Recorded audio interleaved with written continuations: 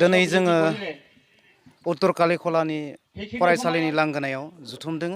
बे लांगोनायाव दिनै ननाय सेरफां ब्लकनि 33 नम्बर ननाय सेरफां ब्लकनि मोनसे जुथुमा जादों आरो बे जुथुमायाव मोनसे जयनिंनि हाबाफारि लादों। बे हाबाफारियाव दिनै गुबुन गुबुन हारिनि गोबां सुबुंफ्रा बेयाव बाहागो लाफैदों आरो बेयाव जों डिमाकुसि दख'रा दुलाराय बर' फरायसा आफादनिफ्रायबो बाहागो लाफैदों।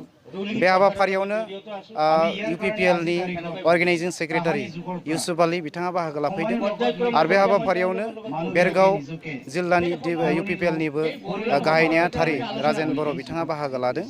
बे हाबाफारियाव दिनै जोङो बाहागो लाफैनानै जोबोद गोजोननाय मोन्दों। फ्राय 50सो सुबुं दिनै कंग्रेसनिफ्राय BJPनिफ्राय BPFनिफ्राय गुबुन गुबुन आफादनिफ्राय बेवहाय जयनिं हाबाफारिया जादों।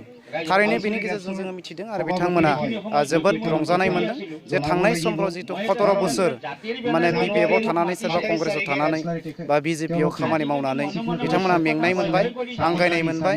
बिथांमोना जिथु जौगानायनि थाखाय खोथा सिन्था खालामदोंमोन, गावनि न'खर, गावनि समाज आरो लोगोसे ओनसोलखौ जौगानायनि बे बेलायाव बिथांमोना जौगानायखौ नुनो मोनाखिसै आरो लोगोसे जे BPF सरकारनि जिथु माने कारापसन बेनि सायाव बिथांमोना मुगैनायखौ फोरमायदों आरो बेखायनो बिथांमोना सोलायनायखौ लुबैदों जे आथिखालाव गोदान जिथु सरकार फैनायनि मोनसे लामायाव फैदों UPPL सरकार प्रमद सार आफादगिरिनि दैदेननायाव जिथु मोनसे UPPLनि धौवा फैदों बेखौ बयबो हारिनि माने सुबुंफ्रा बरायनानै दिनै लादों आरो बेनिखायनो बिथांमोना दिनै गाजा गोमजायै ओंखारबोदों।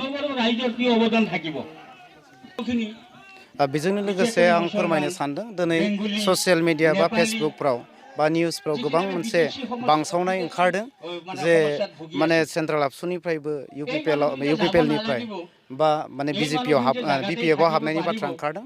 समर ब्रह्म आरो फुंखा बिथांमोनखौ राइट हेन्डबो होननानै बुंदों, नाथाय बिथांमोननि जिथु बुंनाय बाथ्रा बियो नंखाय।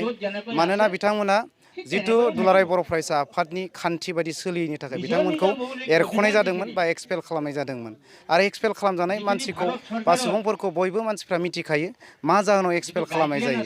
खारन मोनसे खान्थि थायो आरो बे खान्थि बायदि सोलियै सुबुंफोरखौसो मोनसे समाजनिफ्राय बयकट खालामनाय जायो बा मोनसे आफादनिफ्राय बयकट खालामनाय जायो। बेनिखायनो जायफ्रा थांदों बिथांमोना जेबो समाजाव इम्पेक्ट खालामनो हाया बा अजन गैया आरो बिथांमोना BPFआव थांनानैबो माबा मोनसे मावहैनो हागोन बेखौ साननो हाया आरो मानोना एरख'जानाय बा बेबायदि सुबुंफ्रा बबेबा मोनसे आफादाव थाङोब्ला बे आफादाबो जे बिराद जौगागोन बा समाजनि थाखाय मोजां मावगोन बेखौ साननो हाया।